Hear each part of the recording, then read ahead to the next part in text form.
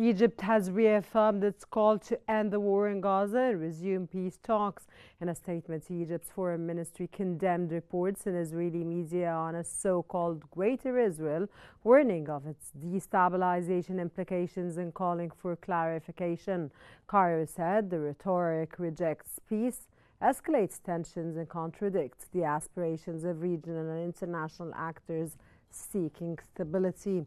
Egypt reaffirmed that peace can only be achieved through renewed negotiations and an end to the war in Gaza, leading to a Palestinian state on the June 4, 1967 border with East Jerusalem as its capital, in line with the two-state solution and international resolutions.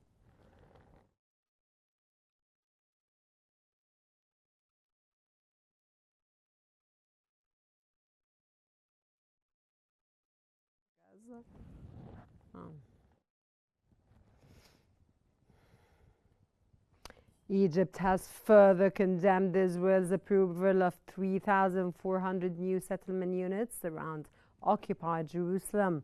Cairo says the move reflects Israel's intent to expand its seizure of Palestinian land and alter the demographic reality in the occupied territories.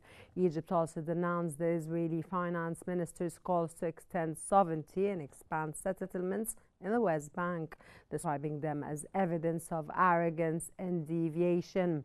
It warns such actions will undermine regional stability while ignoring Palestinian aspirations.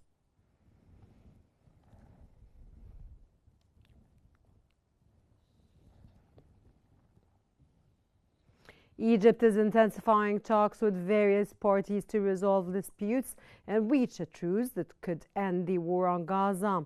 Al Qahira News reports Egypt is stepping up communications to bridge disagreements and secure a ceasefire in Gaza. A Hamas delegation in Cairo has praised Egypt's efforts in delivering aid and pursuing a truce.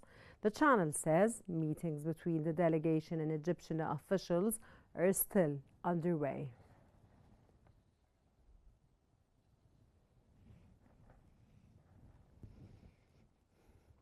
Mourners in Gaza gathered Wednesday for funerals of Palestinians killed in Israeli fire while trying to collect humanitarian aid.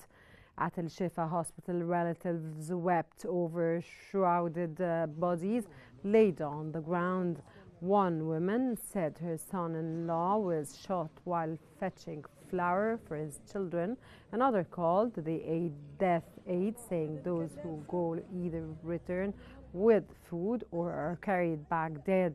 Witnesses say Israeli strikes hit eastern Gaza City, killing multiple people in the latest tragedy to unfold amid the ongoing conflict.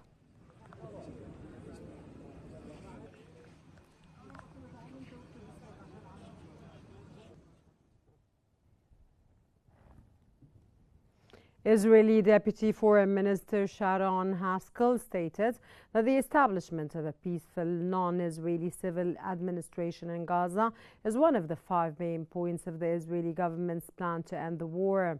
The other key points include the release of the hostages still held in Gaza, the disarmament of Hamas, the complete demilitarization of the Gaza Strip, and the Israel maintaining security control. And prevent them from advancing, and when they risked them and they felt threatened by them, then they shot towards them. This is still being checked and investigated, and we're following up the IDF declarations as well.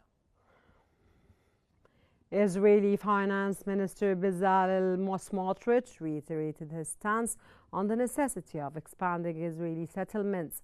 Smotrich stated that Israeli Prime Minister Benjamin Netanyahu supports the expansion of settlements and the imposition of the Israeli sovereignty of the West Bank. He also claimed that the U.S. administration fully supports Israeli actions in the West Bank. Furthermore, he asserted that Israel must re-establish settlements in Gaza, affirming that Israeli forces will not withdraw from the areas they are occupied in the Gaza Strip.